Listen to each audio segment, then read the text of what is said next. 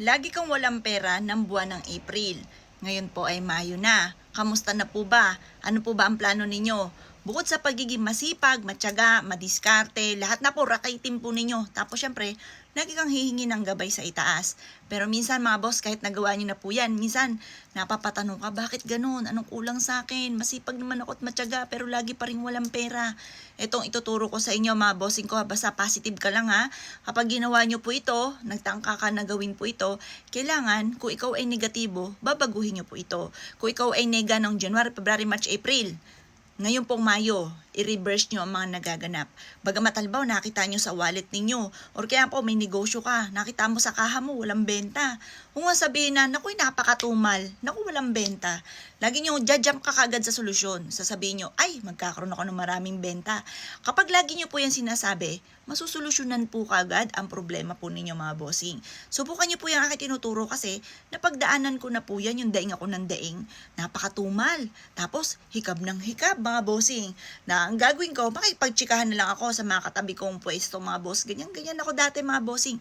Maling-mali po yan. Ang gawin nyo kapag medyo matumal, linis-linis, bago-bago ng mga ayos. Tapos gawin nyo po ito ha. Lalo na rin po kung halimbawa wala ka naman negosyo pero sa bahay po ninyo, lagi na lang nag-aaway tungkol sa pera. O sa totoong buhay mga bossing, ang madalas sa pinagtatalunan ng mag-asawa, pera. Oo, sa totoong buhay.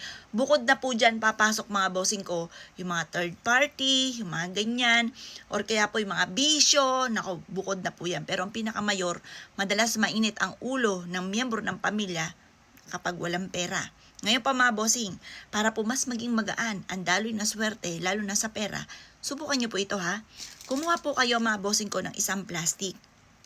Ngayon, lagyan nyo po ito ng bigas. Ang bigas ay sumisimbolo ng kasaganahan. Ultimong bagong taon, or kaya po paglilipat ng bahay, bagong negosyo. Ang bigas ay hindi nawawala. Sa pool po yan para laging masagana ang pamumuhay. Lagyan din natin ito ng dahon ng laurel. Kahit gaano kadami na dahon ng laurel, maswerte ang dahon ng laurel. Nagtatabo yan ng malas. Maaaring minamalas ka lang, nakakapitan ka ng kamalasan, wala kang mga gantong mga pamamaraan. Kaya kahit anong gawing kayod ay sa walat wala mga bossing. Kaya para may patutunguhan ng ating pagkayod, eto kailangan po natin to.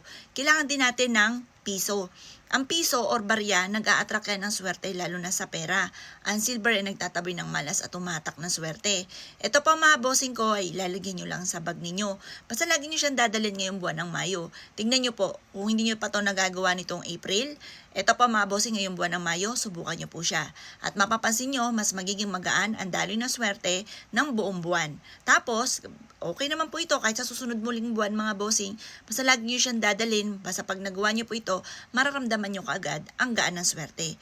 O siya mga boss, kung kayo naniniwala sa mga gatong mga pamamaraan, bukod sa alisin nyo na yung paladaing at maging positibo sa buhay, dagdagan ng sipag at tiyaga, pananalig sa itaas, magdala ka palagi nito, makakatulong po ito upang sa ganon ay lumebel up ang swerte. Ngayong buwan ng Mayo, lagi nating iisipin, lagi nating sasabihin, i-mindset na po natin na simula na ito ng tagumpay po natin. O siya mga boss, kung naniniwala ka sa mga gatong mga pamamaraan, good luck po sa inyo po lahat.